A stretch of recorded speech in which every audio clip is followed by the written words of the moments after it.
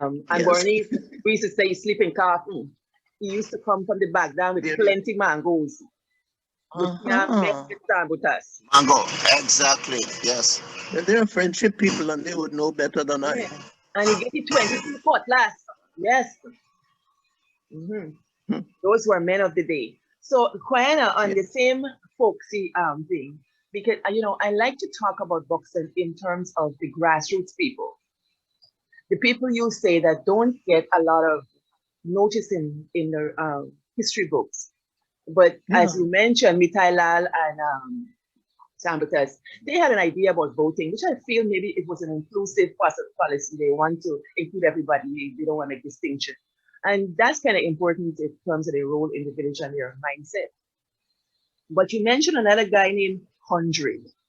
Hundred and Hundred Son. 100. Wow. Yes. Yes. 100. Um, Wow. name was 100 was a tall, slim man. Hmm. I think he was called, nobody ever explained to me, I think he was called 100 on account of his height. Mm-hmm. He was so tall that he had to have a big number, and they called him 100. His son was just as tall as he, Granville. a little more sturdy. Mm-hmm. I think we called him Granville. Mm-hmm. Granville. Yeah. Now, as small boys, you walking on the road, we used to go and stand up near to Granville and we couldn't get higher than his waist. And he used to be very angry because he knew we were measuring his height. Mm-hmm. 100 used to walk and lean forward as if he was going to fall. Mm-hmm. Now, I think it's Granville's son was Chips. Yes, yes, you mentioned Chips. Yeah. Chips was not a strong man. Mm-hmm. I I am missing the connection between Granville and 100 and Chips, but 100 was the oldest. Yeah. Right. He was sort of the oldest standing in the family and passed off soon after. Yeah. Now, Chips, Chips was a strong man. He used to do odd jobs about the village, like fetching rice bags at the railway station. You know, he would be the porter, Mm-hmm. carrying all the load from the railway station to a goods house they had, putting up rice for the shopkeepers, and very strong, noted. Yeah. He had a big reputation. Yes. At the Yes. sea defense doing some work. Yeah, you were saying something? No, go ahead. Go ahead. They were at the sea defense doing some work, and they drive piles with an iron tool, a big iron tool like this called a monkey, Mm-hmm. and it would hit the pile from the up top, suspended with ropes, pulley, and so on, and it will drive the pile down into the mud. That is to stabilize a bit of land or something like that. Now this monkey got stuck in the quicksand, in the what we call the caddy, Mm-hmm. and the whole gang of men working on the sea defense couldn't get it out. So they sent for Chips. Chips came, he looked at it. He said, buy 1 gallon rice. You know what? They bought a gallon rice and they boiled it. And when the rice was boiled, Chips had his meal. He bent down and seized the iron monkey like this, and he raised up. Where you want him? Yeah. This is a thing weighing a ton, Where you want him? I like that. And they tell him where to put the monkey. That is Chips. Hmm. Second word about Chips is that Chips remove the whole of the one side paling for the Melbournes. What? The Melbournes live on Friendship Law, Yeah. near to the Morgans. And then Chips move a whole one side paling and moved it to another part of the village wow. on his head. That was Mr. Chips. That's the kind of strength we had in those days. Mm-hmm. However, they chose to use it, you know. Yes. So those are two that 100 and Chips and Granville. Yeah. Well, I But don't know. go and stand up there to Granville as if you're measuring his height. He gets very Right. mad about it. I remember Yeah. Granville because my cousin Monty and my big sister Jim used to have a time with Granville. Granville used to remind me of Popeyes. He walked with this loping kind of movement, and the arms Correct. seemed to go way past the knee. And Granville Correct. was in a little house by Vigilance. The house was so Mhm. small, they say, according to my sister and my cousin, when Granville lie down to sleep during the day, some Sunday, Granville put hang out the back door. So he You then know those stories. from Yes. front to head, the length of the house, he put can't fit. That Granville 6'3" and going. And maybe, and you say taller than 100. And Granville, And getting in the house was something else. right. So, and the house was a really, really small house. And These are real people, real people. he had a grandson used to live with him.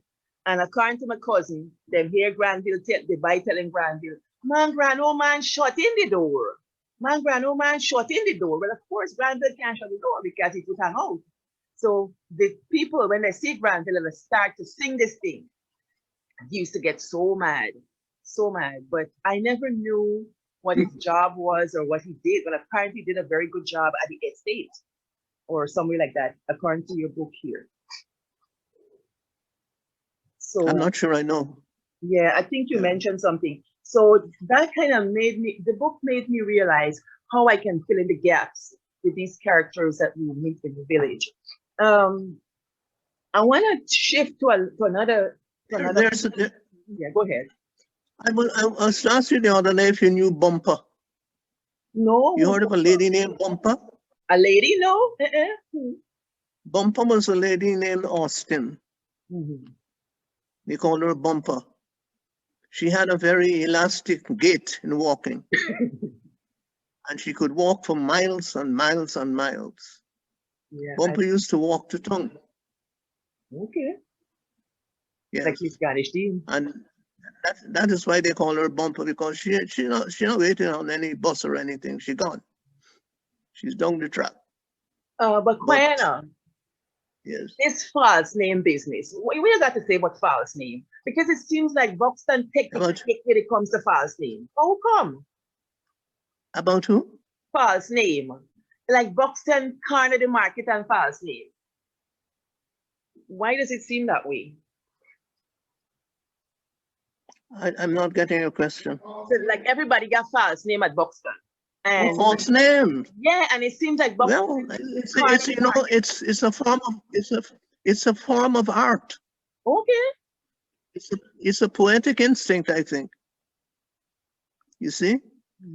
Because idiom is really calling something by another name. You know? When we call somebody a snake, right, we are saying that in a particular way that person is behaving like a snake. We're not saying the person is a snake, but certain things the person does is in the manner of a snake. So I think it's a poetic instinct. It's a sort of artistic culture that makes people call things by another name. And that is simply it. So they look at you and you resemble something else and they call you Mungeza or something like that, you know, and that's it. So it's a very it's a talent that can be applied in various ways by artists, and many people don't realize that all of us have something of the artist in us, you know. Okay. All of us see things artistically from time to time, and I think that is the whole thing about false names, yeah, or part of it at any rate. Okay, thank you. Everybody in the audience, if you have questions to ask Kwayana about this folksy thing that we just talked about, please, you can unmute and ask, or if you want to share an idea or something.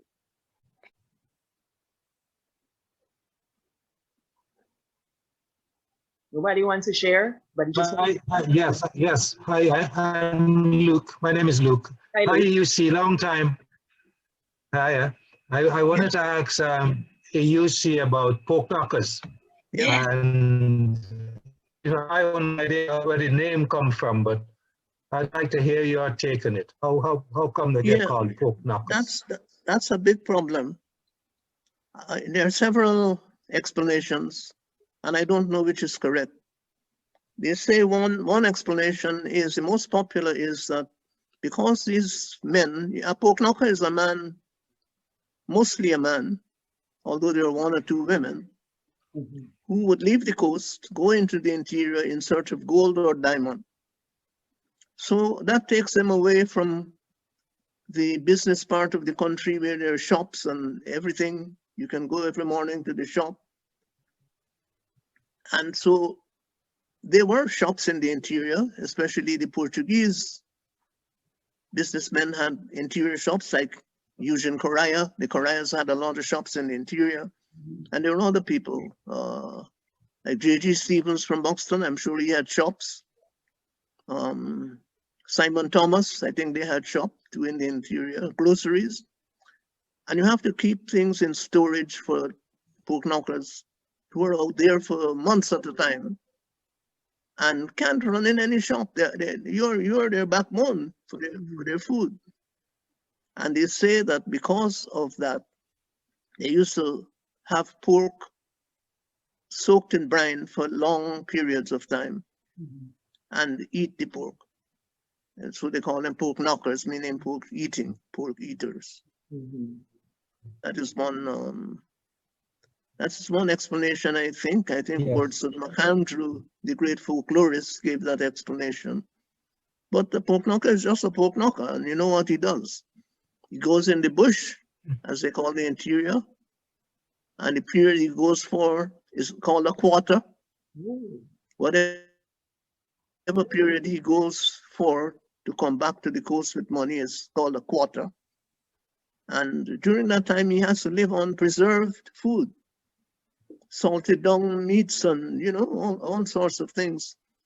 Some of them began to plant gardens and get fresh foods after many, many, many years. I suppose they all did some of that, but you never can tell. So, but they depended on things that could store, like rice, sugar, salt, meats, canned goods, and salted fish and that kind of thing. Yeah. So that was the life of the pork knocker. And they ran a big account of these shops. They would sell the diamond or they go to the shop, discount their debt, and get the rest, if any, to bring home. Yeah. Kwayana. You see, that's my thinking of it. Can I ask a question? Sure. It's Osafo. Yeah. How Bushkar got his name, his false name? Would you know that? Who? Bushkar. What is that? Bushkar. No, I don't know. Oh, you don't know Bushkar. Or I don't know how he got his false name. Iron Jeggeh. Oh, Iron Jeggeh got his name. Hello? Iron Jeggeh. Remember Iron Jeggeh used to live by Bodzo, near to Bodzo, doing this, used to do horseshoes and so on. Back in the days. But would you know how he got his name? Bodzo? No, next to Bodzo, the other guy there, dark skin guy. When I was a little boy, he used to repair horseshoes and so on. Oh, Jeggeh. in near Roman school? No, on the road top. Talbot? No, on the road top near to Bodzo. Between Bodzo and Claro. Oh, he was a Barnwell. Yes. Blacksmith. Yes. Yeah, right. Blacksmith, yes. No. What was his name? Barnwell? Well, they used to call him Iron Jeggeh. Barnwell. I don't know his real name. Never know his real name. Used to call him what? Iron Jeggeh. Iron Jeggeh. Well, they would call him that because he's dealing with iron. Okay. He's an expert. That's his raw material he's working in, but I don't know how he got the name. Yeah.